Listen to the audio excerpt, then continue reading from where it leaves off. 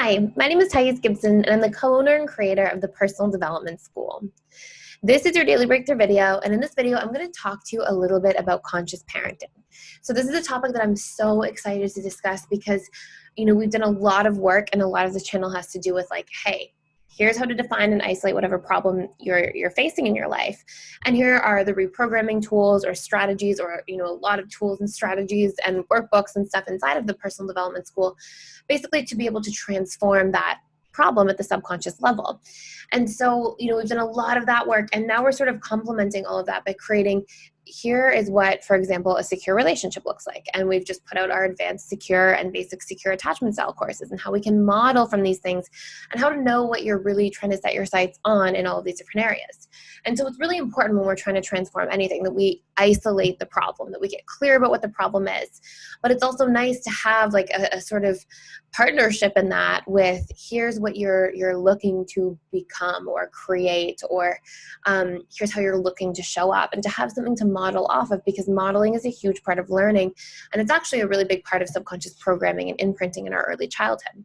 So in this video, I'm just going to go through, we have a conscious parenting course coming out. We're about to try to put out a whole bunch of information over the next few months. It's going to be a bit of a process because we might set up a second channel. We'll definitely do some intro stuff here, but we're going to have a personal development school for kids. So how to communicate to your kids, how to get kids in the right habits really young, of being able to understand their feelings, communicate their feelings to others, be able to, at the different stages of development, and part of what we'll cover in this video here are the 5 key qualities that we need to have at the different 4 stages of development in childhood, classically defined by Piaget, who's been, this work has been around since I was in university for psychology doing my undergrad years and years ago. And I think that this information has been around for a while for many people. But what I'm doing is combining sort of traditional psychological theories with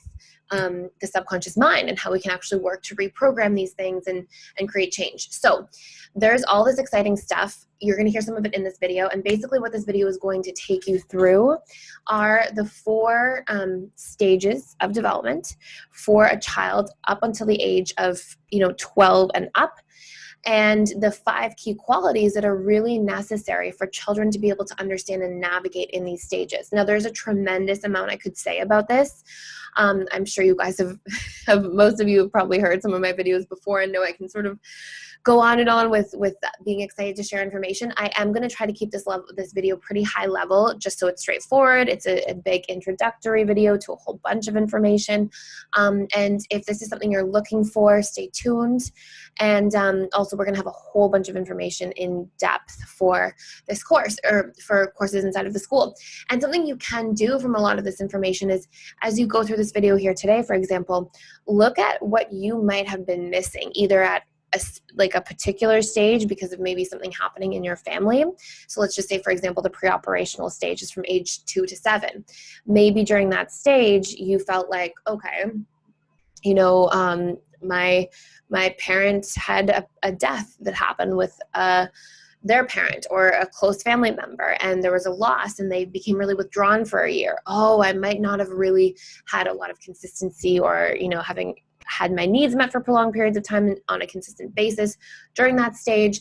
And okay, here are the effects of that. Okay, and here's how I can start reparenting these things for myself. So anyways, there's a whole bunch of really cool things we can get into. I'll try to just stay on track for the video. We are doing a sale inside of the school to support our community. I know it's still a very uncertain time all over the world right now. So we are offering a 25% off of membership bundles. So for 3 months, 6 months, 8 months, 12-month memberships. And the coupon code is with you, all one word, and I'll put a link somewhere on this video so that you can check it out. So let's talk about the 4 different stages. So these stages were originally defined by Piaget, who is a psychologist, and this work has been around for quite some time. And actually, as I was sort of researching into things that could challenge it, as I'm doing a deep dive into some of this stuff right now myself, I found this to still be these stages to be some of the most just accurate depictions of behavioral development. And there's a bunch of different schools of thought. To me, this has stood this long because it's quite concrete. So the 4 different stages are: number 1, the sensory motor stage. This is from birth to 2 years old. This is actually the stage where attachment style originally develops. It gets imprinted. And it gets imprinted because of the rules we learn in terms of how to relate to others. I'm sure some of you are familiar with John Bowlby and Mary Ainsworth's research around attachment theory, and how situations like the strange situation experiment were literally discovered that our attachment style develops during that time frame. Now, how an attachment style develops is basically through a set of imprints that we learn that are either modeled to us, that we see and hear, that we see specifically, or modeled to us that we hear repetitively over time, or through firsthand experiences in terms of how we learn to relate to others. So the imprints that come from one of those 3 things get imprinted into the subconscious mind, and they become the filter we interpret reality through. And so in the sensory motor stage, this very early stage, some of our early imprints start to take place. There's a ton to say about this and how we can work with it, and the brain waves that are developing and all these different things, but I just want you to understand this for now. The second stage is the pre-operational stage. This is from ages 2 to 7 years old. The third stage is the concrete operational stage, ages 7 to 11.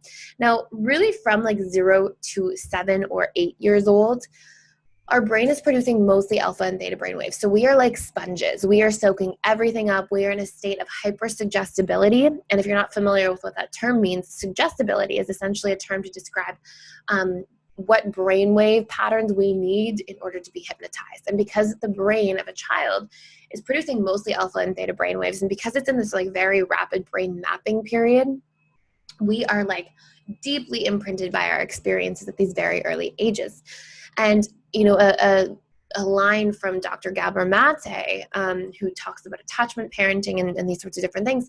He says the most important gift you can give to your child in the first 3 years of their life is your own happiness, because the interactions, because of how attuned we are to our caregivers, and because we don't have language, we're really picking up on feelings without that filter of language, and expressions, what other people are feeling, and we're really attuned to that. And so if we get a parent who's very anxious, who's really distressed, who's really sad, who's emotionally volatile, these imprints are the very early things that we learn in terms of how we relate to others and what we expect from other people in relationships. So after we get to like ages 7 plus, as we move into the concrete operational stage, we actually start to develop more like logical, analytical thinking, reasoning. Our conscious mind comes more online. We produce more beta brain waves. So we aren't as suggestible, but these are really important stages nonetheless. And then our 4th stage is the formal operational stage from 12 and up. So the 5 key qualities that are so important in each of these stages, and our course covers in great detail how to teach this to your children and all these different things.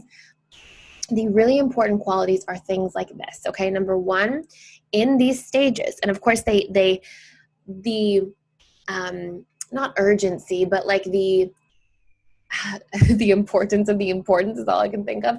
How important something is, I guess I would say it as, how important any of these 5 qualities are, shift in terms of their hierarchy between those different stages. So for example, you know, in the earlier stages, because we're so open to be imprinting, one of the really important core qualities. So we have number 1 is needs. Number 2, absence of core wounds. What are the emotional imprints we're getting? And how can we ensure that out of all the core wounds that do tend to exist and that affect people later, so core wounds being things like, I am unworthy, I am unlovable, I'm going to be abandoned, I am helpless, I am trapped, you know, these sorts of core wounds. How do we, especially in the sensory motor and pre-operational stages of development, prevent our children from having these things, okay? And sometimes I've spoken with people over the years who have said things to me like, I know that I imprinted my kids in a negative way because I didn't know any of this stuff yet. And that's completely okay. And our courses also cover, at least our intro course that's coming up very shortly, also covers how to undo and equilibrate those imprints, and what you can do in even a child's adult life to help neutralize and equilibrate some of those things that they might have been imprinted with. Because remember, we have neuroplasticity, we have neurogenesis, the subconscious can be reprogrammed, so these things are transformable. So, okay, so let me just organize this for a second. So we've got our 4 stages: sensory motor, pre-operational, concrete operational, formal operational. According to Piaget, this research has been around for a long time. It's very definitive. Then we've got our 5 key qualities that are important in a different hierarchy around each of these stages. Our needs, our absence of core wounds, okay, the imprinting we get essentially, our feelings, our ability to empathize with others, and our ability to understand and define our boundaries and communicate them, okay? And so these are the 5 key qualities that we want to teach children in terms of their mental emotional state and in terms of having a self-identity and defining their sense of self so that they can bring these qualities into their adult lives, okay? Now, there's different ways to do this at each of those different stages of development because, for example, you're not going to be teaching a child in the sensory motor stage between 0 to 2 years old how to communicate a boundary. Like, it's just not going to happen yet. But there are certain things you can do to set them up for being able to communicate that boundary long term. One really clear example of this is that if we teach children that when they express emotion, when they have their feelings expressed, that we can show up for them, that we can be attuned to them, that we can be present with them, make eye contact with them, all these different things, a child gets these imprints going. They get the emotional inference that, oh, I'm worthy. I'm worthy of having needs and feelings. I'm safe to be vulnerable. It's safe for me to express these things. And obviously, the trajectory of that long term is that this individual is going to grow up and go, oh yeah, I can have boundaries, because feelings and needs are essentially very much related to identifying boundaries, the different types of boundaries, and then expressing them. So just for the sake of this video, I'm going to talk to you specifically about, in the sensory motor stage, some really important pieces we can use for early attachment parenting, okay? So we know that the sensory motor stage is birth to 2 years old, okay? And we know that our early attachment style is already established between the ages of 0 to 2. And parenting in this time frame, here are some really key things that you can do. Number 1, you want your child to be held and cuddled consistently. And this doesn't mean like 24/7. The child doesn't have to be like attached to your hip 24/7, but consistently enough where there's this bond and this child feels attuned, they feel connected to you, they feel like you have to imagine this child's just been in a mother's belly, right? And you've been attached through an umbilical cord and you've been literally sharing a space for 9 months. And so it is a bit of a trauma for a child to have that disconnect take place. And then if there's too much separation, it's very scary for that child. So you have to imagine that through this sensory motor stage, you're actually giving time for a child to sort of have separation, have boundaries, and ease into it. If it happens too suddenly and there's a lot of disconnect, and especially, some of the older research that we saw before that has been massively uprooted and challenged, and sort of overthrown, this idea that, children have to soothe themselves at a very early age and just let them cry and learn how to soothe themselves. And yeah, that's great if you want to create a dismissive, avoidant child. So parenting in this time frame is like being held and cuddled consistently, being tended to and comforted when emotional, because it teaches the child that, okay, my feelings do matter. It's safe to express feelings, and it's also safe to be in touch with them. To feel my feelings and express them isn't bad. I don't have to repress them or disconnect or dissociate from them because they're so unmet that it just feels painful to even feel. Another big piece, number 3, is to get your child feeling seen and heard consistently through the actual approach strategies from a parent. So we all have like approach or avoidance behavior in response to our environment. And one thing that we really need is for a parent to have approach-oriented strategies. So when there's a child crying, it's not like, oh my gosh, I can't stand you. There's no like avoidance of the child, because that can really easily create a core wound that something is wrong with me.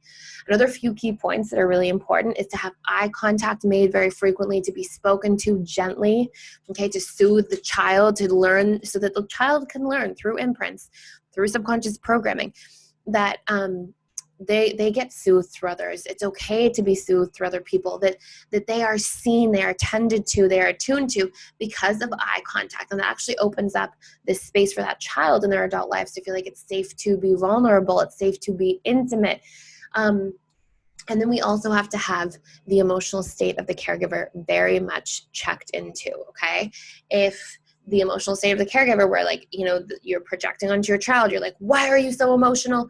Or you're getting frustrated at your child's feelings, your child is picking up on that. And the child mind, the very young child mind especially, is very like narcissistic by nature, and not in like an awful way. Just it has a great tendency to personalize everything and to feel very defective if you're mad at it or around it. It takes those emotions on as like, oh, it's something with me. So the emotional state of the caregiver is so important. And one really important sort of centralized teaching when it comes to conscious parenting is that conscious parenting has to include the parent.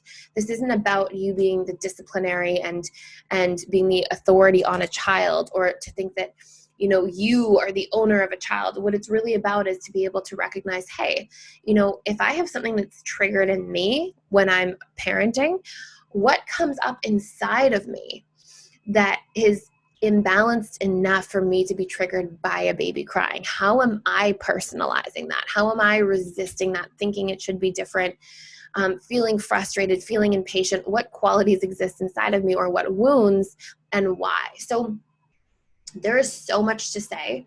This is a huge topic, and it's very exciting. So I hope this is helpful for now. These are sort of the key qualities in the sensory motor stage that can create more of a secure child in terms of their early attachment style. Keep in mind your attachment style can be reprogrammed, shifted over time, not just because you're working on yourself in your adult life, but also because maybe you were secure for a very long time, or your child was secure and then there was a trauma in the family, or something really intense happened that can create new imprints and sort of break through those old ones. And that can happen in a positive way, from something insecure to secure, but also in a painful way, from something secure to insecure. So the good news about all of that is that anything is changeable with the right tools and the right consistency over time, so that you can fire and wire and create new neural pathways. But I feel like this video is getting a little bit long. So thank you so much for being here and for watching. Let me know if you want to hear more about this topic, and I will see you in the next video.